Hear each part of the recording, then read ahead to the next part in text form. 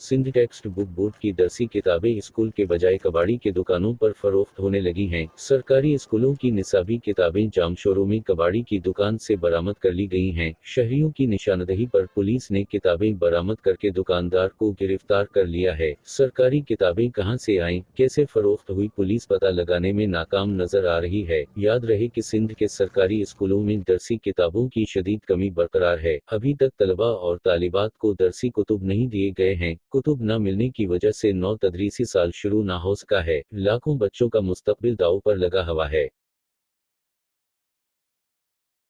Sindh text book board की दरसी किताबें school के बजाय कबाड़ी के दुकानों पर फरोख्त होने लगी हैं। सरकारी स्कूलों की निसाबी किताबें जामशोरों में कबाड़ी की दुकान से बरामद कर ली गई हैं। शहरियों की निशानदही पर पुलिस ने किताबें बरामद करके दुकानदार को गिरफ्तार कर लिया है। सरकारी किताबें कहां से आईं, कैसे फरोख्त हुई, पुलिस पता लगाने में नाकाम नजर आ रही है। याद रहे कि सिंध के सरकारी स्कूलों में दरसी किताबों की शदीद कमी बरकरार है। अभी तक तलबा और तालिबात को दरसी कुतुब नहीं दिए गए हैं। कुतुब न मिलने की वजह से नौ तदरीसी साल शुरू ना हो सका है। लाखों बच्चों का मुस्तकबिल दांव पर लगा हुआ है।